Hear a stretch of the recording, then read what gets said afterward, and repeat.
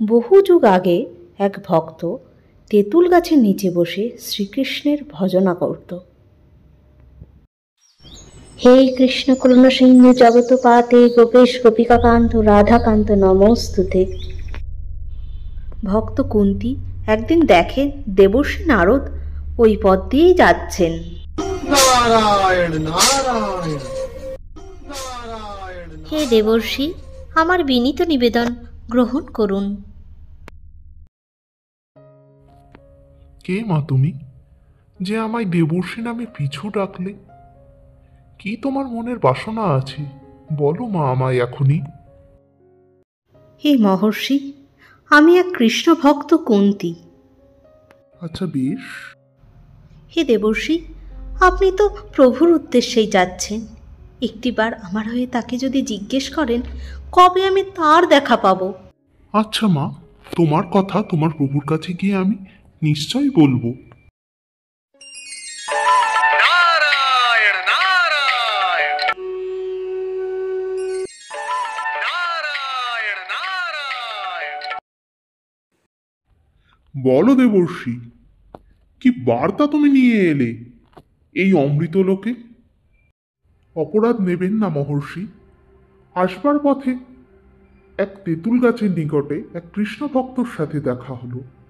সে কি না আমায় বলল, মহর্ষি দয়া করে আপনি প্রভুর কাছে একটা কথা জিজ্ঞেস করবেন, কবে আমি প্রভুর দর্শন পাব। তাকে বলো ওই তেঁতুল গাছে যতগুলি পাতা রয়েছে ঠিক তত জন্ম পরেই সে আমার দর্শন পাবে। নারায়ণ নারায়ণ।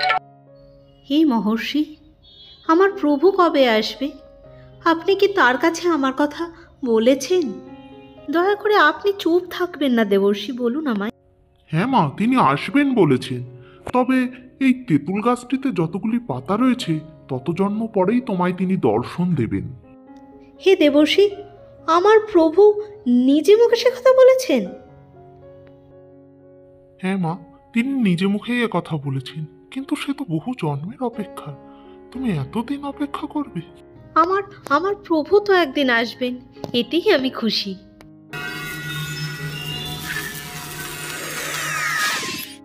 এ আমি কি দেখছি? আমি কি স্বপ্ন দেখছি? আমি কি আমার প্রভুকেই দেখতে পাচ্ছি? এ আমার পরম সৌভাগ্য। এ কি প্রভু, আপনি? কিন্তু আপনার যদি এমনই ইচ্ছা ছিল তবে আমায় কেন ওই তেঁতুল পাতার কথা বলতে বললেন? যখন তুমি এর কথা আমায় বলছিলে তখন এ যেভাবে ভজনা করছিল সেইভাবে ভজনা করলে ওর বহু জন্মই লাগতো, কিন্তু এখন এর মনের ভাব বদলেছে। এ এখন ভগবান দর্শন হবে এই আনন্দে মাতোয়ারা হয়েছে। তার এই ভক্তি ও দৃঢ় বিশ্বাসের জন্য আমাকে এখনই আসতে হলো। কোনো উদ্দেশ্য সিদ্ধিতে মনে অটল বিশ্বাস, দৃঢ়তা আর উৎসাহ অত্যন্ত প্রয়োজনীয়।